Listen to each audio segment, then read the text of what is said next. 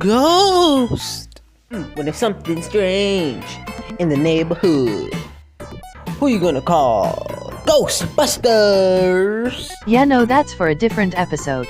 Whatever. Today's episode, we have two of the oldest Ghostbusters in gaming. One eats ghosts for a living, and the other hunts them to save his brother. Such as Pac-Man, the pack-attacking hero. Or Luigi, the superstar player 2 from the Mushroom Kingdom. He's Gothic, she's Vulpix, and I'm Pichu. And it's time to see which ghost hunting hero will take the victory. It's time for a blood brawl! It was the year 1987. Wrong date. Oops. It was the year 1980. Arcades were pretty fresh, and most games were pretty cool. However, there needed to be something more different. Enter Toru Iwatani, a young game designer who wanted to do something new, something special. There were too many violent games. There needed to be something more tame. So we sat down and created something spectacular. A yellow circle who needed to eat. No, not eat. Pack! The pack is back! Goes chewing at his feet. Proceed. Like I was saying, Pac-Man is a simple game about a yellow circle trying his best to eat all of the dots in the maze before some random ghost catch him. Wait, so is Pac-Man like the first ever horror game? Technically, yeah. Sick. Well, anyways, when Pac-Man is in trouble, he eats a slightly bigger dot to make the ghost, I guess, scared? Is that fear manipulation? However, Pac-Man's story was rewritten, and Pac-Man's character was finally given a proper explanation. So, Pac-Man is a Pac. He's from Pacville, which is on a Pac world, which is in a Pac universe, between Pac multiverses, on a Pac narrative. Kill yourself kindly. Seriously though, Pac-Man is one powerful creature, or whatever he is. Though, in order to use him properly in his fight, you'll have to merge both his video game counterpart with his ghostly adventures counterpart. Let's start with his normal abilities. Pac-Man is pretty damn fast, running faster than the eye can see, faster than an alien that moved to space and back in second, and is on par with Mrs. Pac-Man who can dodge lightning. Pac-Man even has a mecha suit based off of Mojuken. Oh my god, did Pac-Man murder Mojuken and steal his body and use it as a mech? I mean, they appear in the same game, so regardless, the mech is very powerful. It can shoot laser beams, can withstand tons of force, and best believe it can kick ass. Pac-Man also has the ability to just pull stuff out of his butt, Such as numerous fruits and Namco characters that he just seemingly pulls out of nowhere. and just like every other video game character, Pac-Man has some mobile game abilities. Are you serious? The cherry power-up can turn nearby opponents into cherries, and the radar power-up grants Paca the ability to shoot a rotating beam that can incinerate foes. He has the freeze power-up, which slows down opponents greatly. The bomb power-up can explode anything that Pac-Man touches. The giant power-up can grant Pac-Man into a, giant. And let's not forget the tornado power-up, which creates Pac-Man abilities to create tornadoes. This is really starting to sound like our last episode. Ha! If you thought that sounded like our last episode, Pac-Man could create clones. They're just copy and pasting. And the stealth power-up, which makes it to where the opponents can't see or hurt Pac-Man, making him unironically go ghost. Kill yourself kindly. Anyways, now that we're finally done with the stupid mobile game power-ups, Pac-Man also has some other abilities, such as the Super Pellet, which can turn him into Super Pac-Man. Super Pac-Man is just a stronger version of Pac-Man. He can fly without any repercussions, and he has improved durability. And his strength has massively skyrocketed. In fact, you could call him the Superman of the Pac-Man universe. Until he gets hit too hard, and then... Anyways, Pac-Man also has a huge variety of berries. Each berry grants him a specific gift of sorts. The fire berry grants him, fire, and the ice berry, grants ice powers. The chameleon berry grants camouflage, wall scaling, and night vision. The flight berry grants flights, and the plasma berry grants plasma manipulation. The wizard berry grants magical abilities, and he can become smarter with the nerd emoji. The brain berry. My bad. And the kung fu berry grants martial arts mastery. Trust me, we missed out a lot of his powers. However, we're gonna be here all day if we use every single one of them. So if we may have left out like that one magnetizing power where he turned into like Metal Mario but Pac-Man edition, that's our bad. Either way, Pac-Man is surely no slouch. However, his greatest power is the fact that he can eat infinitely without repercussion. Like, he eats buffets of food on a daily basis and is just always hungry. Maybe he isn't a creature, but the physical embodiment of eating itself. I mean, think about it. Pac stands for packing your mouth. Pac-Man must be a physical representation of eating. Or maybe he just likes to eat.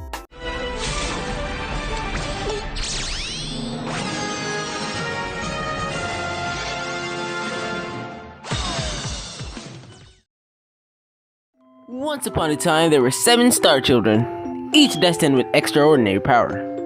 Among these children lived the fabled Mario and his brother, Luigi.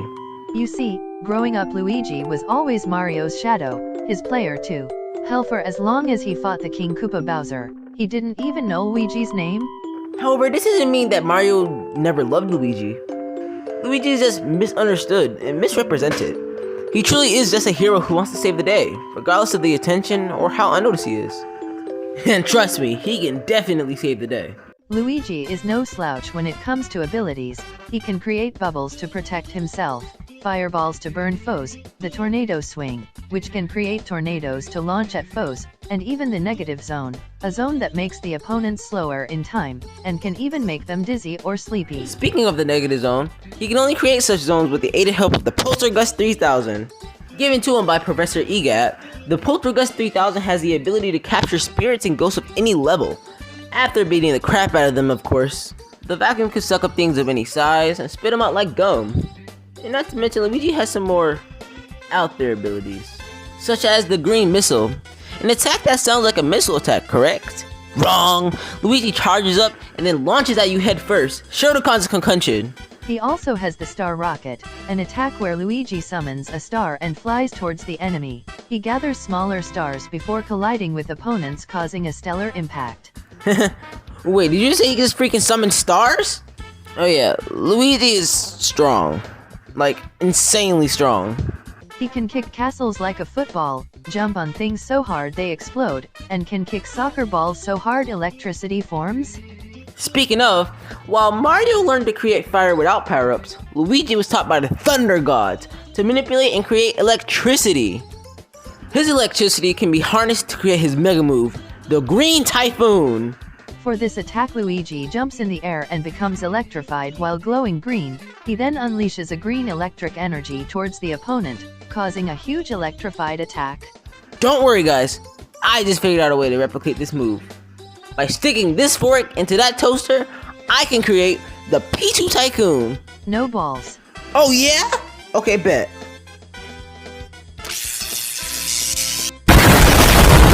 Anyways, Luigi has a powerful arsenal as well, consisting of hammers, mushrooms, healing syrup, etc. Luigi also has a little companion known as Gooigi, an exact Gooey replica of Luigi who can demorph and slimmer his way through crevices and cuts, not to mention he can act as a player 2 to a player 2. Now for the big stuff. Luigi can send phones to the dream world, but only when he's like knocked out or sleeping. Anyways, in the dream world, he not only gains immense control, but he also gets way more powers. He can duplicate himself, control time, warp reality, manipulate weather and air, and can even manipulate gravity. Wait, didn't somebody do that in the last episode? He defeated the Grand Stars, beings who can create universes. He can even survive being stuck in the black holes. And he's even on par with Mario, who can kick castles with ease. Wait, you just said with that. They even survived this here sports stadium exploding, which I know Death Battle covered, but like, stolen. It's still pretty impressive. However, the reason why Luigi is so powerful is not just because of his pure strength, but because of his vast majority of power-ups. There are thousands of powers for Luigi. So today, we'll only be mentioning the most powerful-ist, or else we would be here for hours. The Fire Flower was a power that can create fireballs and flames to shoot at opponents, and the Ice Flower is a power that creates ice. It can freeze opponents, create glaciers, and can create snowballs if any size. The double cherry can grant Luigi the ability to clone himself. Holy crap! This is just II versus Amigo 2. And the Tanuki leaf, a power-up that grants him temporary flight and gliding. Don't forget he grows a tail. Furry behavior on Cat Bell power-up can turn Luigi into a Nico. Oh my The god! mini mushroom, a power-up that can shrink Luigi to the size of an ant, and the boomerang power-up, a power-up that lets Luigi create boomerangs. The propeller suits helps Luigi fly, if it wasn't already a lot of those. And the fire and squirrels power-up also helps him fly. Oh my god, he just give him one thing that can fly. The frog suit is a suit that turns Luigi into a frog. It's an amphibian reference! However, there are some insta-kill power-ups, such as of course the Mega Mushroom, an attack that grants Luigi the ability to grow huge and destroy anything in his path. The Gold Mushroom, a power-up that can turn opponents into gold. And the Power Star, an ability that can basically insta-kill any opponents, and of course grant Luigi invincibility for a short period of time. However, a power-up even better than a Power Star is the White Tanuki, a power-up that grants invincibility forever and can one-shot opponents. Of course, there are other power-ups such as the Timer and the Metal Cap, but they are pale in comparison to these power-ups. Luigi is in general a strong character. Sure, he might be underknowledged in his universe, but he is truly an incredible hero, and alongside Mario, anything is possible. Yeah! Woohoo! Oh! Ha! Oh! Oh yeah! Yeah! Way to Mario. go, Luigi! Hey. Oh!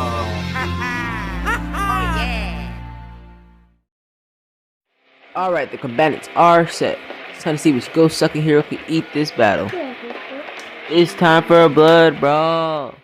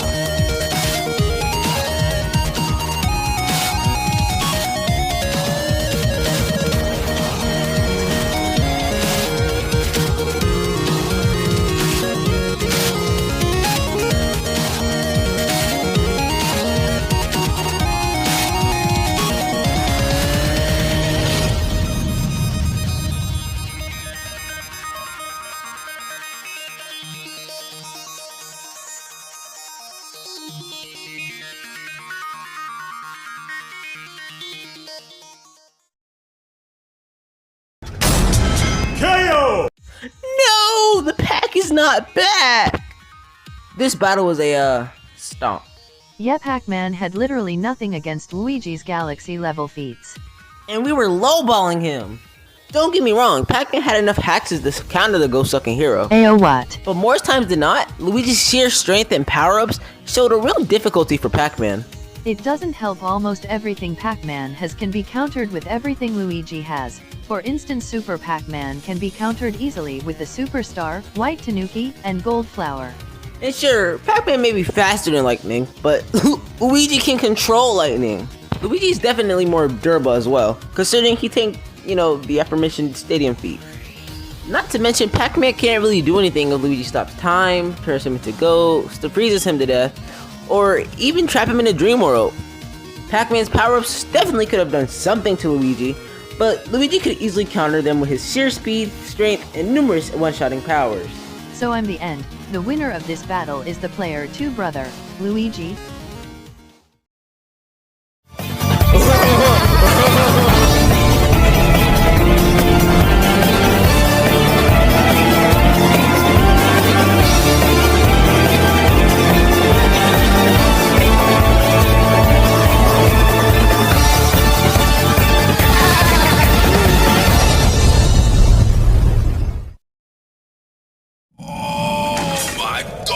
What's up?